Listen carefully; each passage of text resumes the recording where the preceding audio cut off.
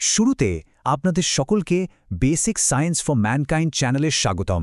আজকে আমরা একদম সায়েন্স ব্যাকড বৈজ্ঞানিক তথ্যের উপর ভিত্তি করে দারুণ একটা বিষয় নিয়ে কথা বলবো, আর তা হলো কিভাবে সম্পূর্ণ প্রাকৃতিক উপায়ে মাত্র 7 দিনেই চুল পড়া কমানো যায় এবং স্ক্যাল্পের স্বাস্থ্য উন্নত করা যায়।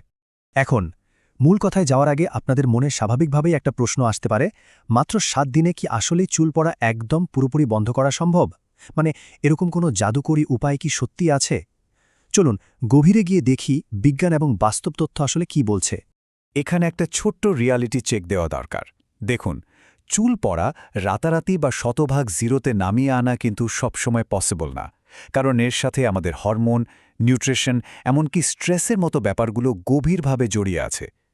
কিন্তু আনন্দের খবর হলো, একটা ঠিকঠাক রুটিন মেনে চললে এই 7 দিনেই চুল পড়া দৃশ্যমানভাবে কমানো যায় আর চুলের গোড়াও শক্ত করা যায়।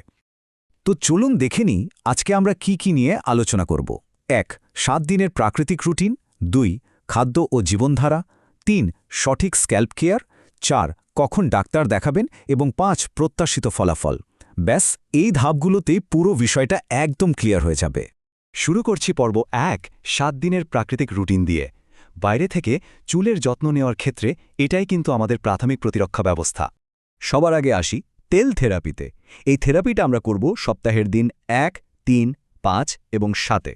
এর জন্য আপনারা নারকেল তেল, ক্যাস্টর অয়েল বা অলিভ অয়েল যে কোনো একটা বেছে নিতে পারেন। পদ্ধতিটা কিন্তু একদম সহজ, আর এটা হুবহু ফলো করাটা খুব জরুরি। প্রথমে 2 টেবিল চামচ নারিকেল তেলের সাথে 1 টেবিল চামচ ক্যাস্টর অয়েল ভালোভাবে মিশিয়ে নিন। এরপর তেলটা হালকা গরম করে স্ক্যাল্পে 5 থেকে 10 মিনিট আলতো করে ম্যাসাজ করুন।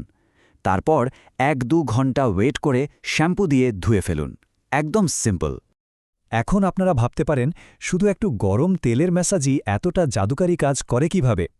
এর সায়েন্সটা হলো, এটা আমাদের স্ক্যাল্পের রক্ত সঞ্চালন দারুণভাবে বাড়িয়ে দেয়। আর রক্ত সঞ্চালন বাড়লে চুলের গোড়ায় পুষ্টি পৌঁছায়, গোড়া শক্ত হয়, আর চুল মাঝখান থেকে ভেঙে যাওয়ার প্রবণতা একদম কমে যায়। এটা একেবারে প্রমাণিত বিজ্ঞান। তেলের ব্যাপারটা তো গেল, এবার আসি প্রোটিনে। প্রোটিন মাসটা আমরা লাগাবো রুটিনের দিন 2 এবং 6। আমরা সবাই জানি ডিম হচ্ছে চুলের জন্য জাস্ট অসাধারণ একটা প্রাকৃতিক প্রোটিন, যেটা চুলকে ভেতর থেকে মজবুত করে। এই মাস্কটা বানানোও কিন্তু পানির মতো সোজা। একটা ডিমের সাথে 1 টেবিল চামচ মধু আর 1 টেবিল চামচ দই খুব ভালোভাবে মিশিয়ে নিন। এরপর পুরো চুলে লাগিয়ে ফেলুন। 20 থেকে 30 মিনিট মতো অপেক্ষা করে পরিষ্কার পানি দিয়ে ধুয়ে ফেলুন। এই মাস্কটা চুলের দুর্বলতা তো কমাই, সাথে নতুন চুল গজাতেও দারুণ হেল্প করে। এরপর আসছে পর্ব 1.5, অ্যালোভেরা এবং পেঁয়াজের রস থেরাপি। সপ্তাহের বাকি দিনগুলোতে স্ক্যাল্প ভালো রাখতে এই দুটো উপাদানের আসলেই কোনো তুলনাই হয় না। এই যে ছকটা দেখছেন, এটা খুব চমৎকারভাবে সায়েন্সটা বুঝিয়ে দিচ্ছে। দেখুন, খাঁটি অ্যালোভেরা জেল আপনারা প্রতিদিন অথবা রুটিনের 4র্থ দিনে লাগাতে পারেন। জাস্ট 30 মিনিট লাগিয়ে ধুয়ে ফেলবেন। এটা স্ক্যাল্পকে একদম ঠান্ডা রাখে আর খুশকি দূর করে। অন্যদিকে পেঁয়াজের রসটা ব্যবহার করবেন দিন 3 এবং 5-এ। পেঁয়াজ ব্লেন্ড করে রসটা তুলার সাহায্যে স্ক্যাল্পে 20 মিনিট লাগিয়ে ধুয়ে ফেলবেন। পেঁয়াজে থাকা উচ্চমাত্রার সালফার কিন্তু হেয়ার গ্রোথ বাড়ায় আর ফলিকল শক্ত করে। আলোচনার পরবর্তী অংশে যাওয়ার আগে একটা ছোট্ট কথা বলে নেই। নতুন নতুন ভিডিও পেতে আমাদের চ্যানেলটি সাবস্ক্রাইব করুন এবং বেল আইকনটি টিপুন, যাতে করে এ ধরনের বিজ্ঞানভিত্তিক এবং কার্যকরী তথ্যগুলো সবার আগে আপনার কাছে পৌঁছে যায়। চলুন এবার যাই পর্ব 2, খাদ্য এবং জীবনধারায়। এতক্ষণ তো আমরা বাইরে থেকে যত্ন নিলাম, কিন্তু ভেতর থেকে পুষ্টির ঘাটতি থাকলে বাইরের এসব ট্রিটমেন্ট কিন্তু পুরোপুরি কাজ করবে না। খাদ্য তালিকায় কিছু জিনিস আমাদের অবশ্যই রাখতে হবে।